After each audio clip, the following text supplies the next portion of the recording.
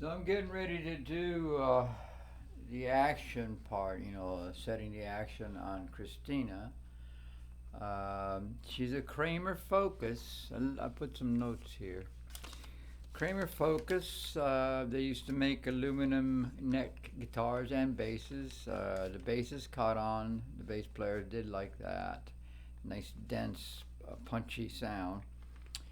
And the other company that made aluminum neck guitars was Travis Bean. I bought one. Grew to hate it. Had this metallic thing that I didn't edge. I just grew to hate it. Um, Probably what happened to the Kramer guitars. The basses made it because it's a low frequency, and that actually helps to give you punch. Punch through the mix. A bass player needs that, or else he just sounds like, what note is that? What else? And I also have the Chinese pickup, Chinese Alnico pickup, cost me $14.88.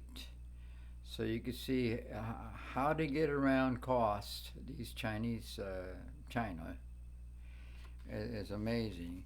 Uh, the two ceramic pickups were probably made in China too. Those ceramic ones cost me $34.99. So the Chinese bridge pickup, which happened to be Alnico, the winding of the copper part of it, the windings might be, they might have found some shortcuts there, some kind of cheaper wire, not as much copper per se. Like Carvin is really fussy about copper. Now it's Kiesel.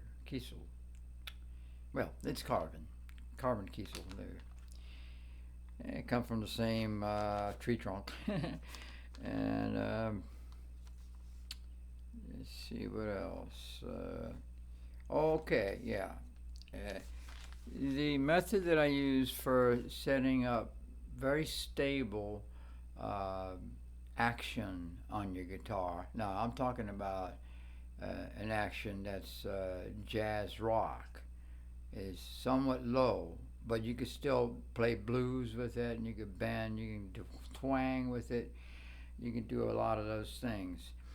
The system I use, this basically comes from the guitar string. This is what I do. This is my little tool for that. Now, I showed you a couple of videos back on a Les Paul type. There's only two parts of the bridge that you worry about because it has a set radius, a set curvature of the frets and the neck. So you can't adjust individual. Now, Christina is individual saddle pieces, so I have to still do the same thing. Ah. In other words, I still have to go, uh, one, right? Then scoot it over two, and then scoot it over three. All right, you go on this side. Four for the wound D string. Five for the A string, and then finally six for the low E. And you set each one like that. It automatically gives you the radius. Automatically per string gives you the string height needed for that consistent action. Don't know why they don't teach that in school or luthier school, but sometimes you get innovators.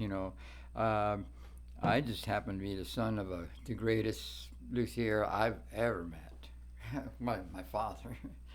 you know, uh, make guitars, acoustic guitars, from scratch, from wood laying around, and he would test it and make them. Oh, this could be good for a neck. This could be. That was him. And then making exacto knives, making the inlay designing it. I saw all this. I grew up around it. Now, I can't touch him. I can't touch his toes when it comes to acoustic guitars. But I really like electric guitars. So in this sense, I'm being a luthier's son. I have the bloodline. I have that. I observed him work on acoustic guitars and make them from scratch. All that. So that's the foundation. My guitars is my foundation. If you look at my guitars, woodwinds, percussion, that is true.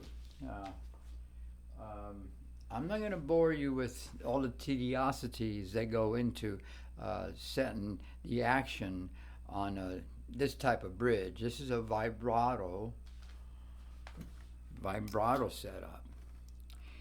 Each string has its own saddle. Each string could be intonated by sliding it back and forth.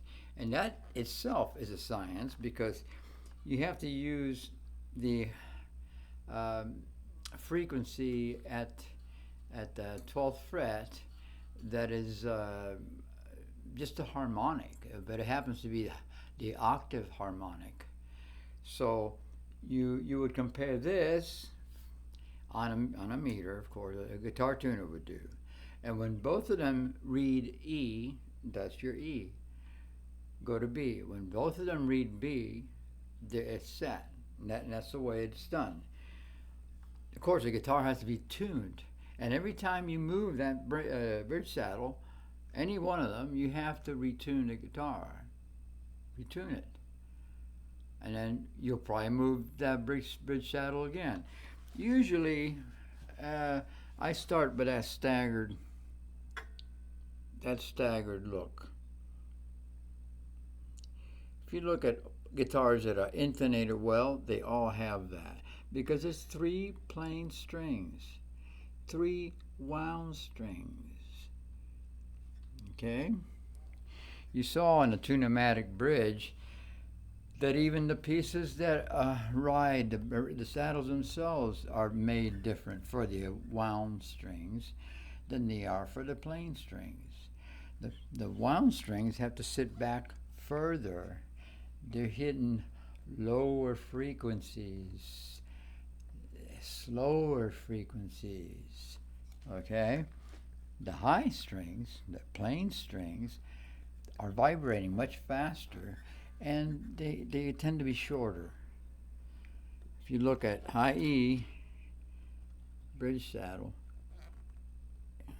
it's scooted towards this area, the neck area, more than the B, and then the B is more than back here.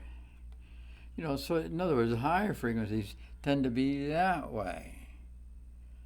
Lower frequencies that way. Sometimes I squash the spring just to get the low E wound string to be in tune. Okay, that's pretty much it on intonation.